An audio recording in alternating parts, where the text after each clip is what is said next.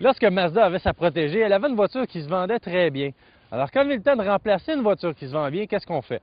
Est-ce qu'on la remplace par un changement radical ou est-ce qu'on évolue le nouveau modèle pour s'assurer que la clientèle va nous suivre?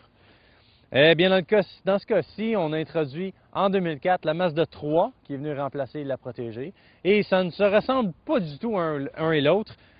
Et ça a été un coup réussi car la 3 se vend bien, peut-être même mieux que la protégée même. C'est un des meilleurs vendeurs au Canada et un des meilleurs au Québec surtout. Sous le capot de la Mazda 3, on retrouve un 4 cylindres, en tout cas c'est le cas de cette version GT.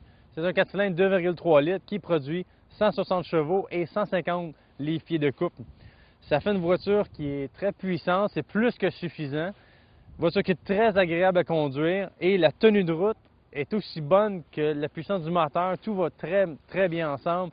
La tenue de route est super bonne. J'adore conduire ce véhicule-là. C'est léger, c'est petit, c'est maniable. C'est vraiment du plaisir de conduire.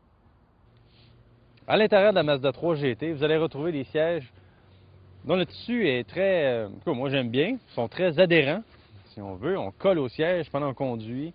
Le levier de vitesse est très précis, ça se manie bien, les pédales sont bien placées. Position de conduite, excellente. Le tableau de bord, plastique un petit peu rigide, mais les textures font en sorte que ça a l'air de bonne qualité, de très bonne qualité même. C'est pareil pour tous les boutons, les commutateurs, tout à l'intérieur de la voiture. Tout a l'air très de haute qualité. On a l'impression que c'est plus cher que ce qu'on a payé pour le véhicule.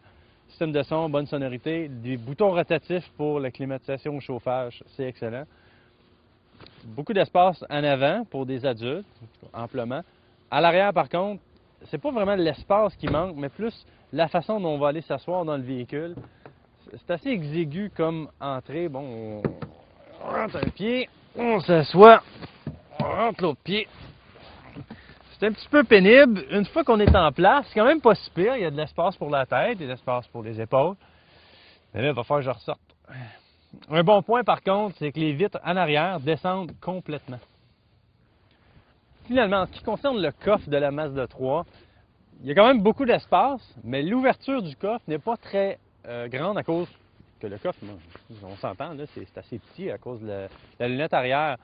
Donc, on peut rentrer des sacs, des affaires qu'on peut plier un peu ou pousser, ça va rentrer, il n'y a pas de problème. Des gros objets durs, rigides, on va avoir de la misère à les faire rentrer.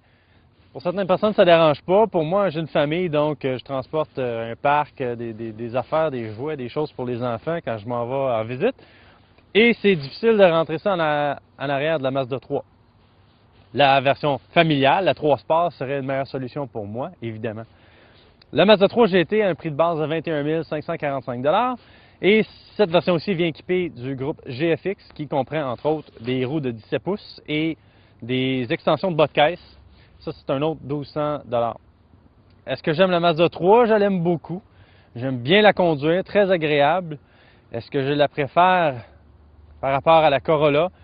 Oui, je la préfère pour justement son agrément de conduite. Je trouve qu'elle est beaucoup plus belle à regarder. Est-ce que je la préfère par rapport à la nouvelle Civic? C'est une dure décision. Je pense que je vais préférer la Civic légèrement.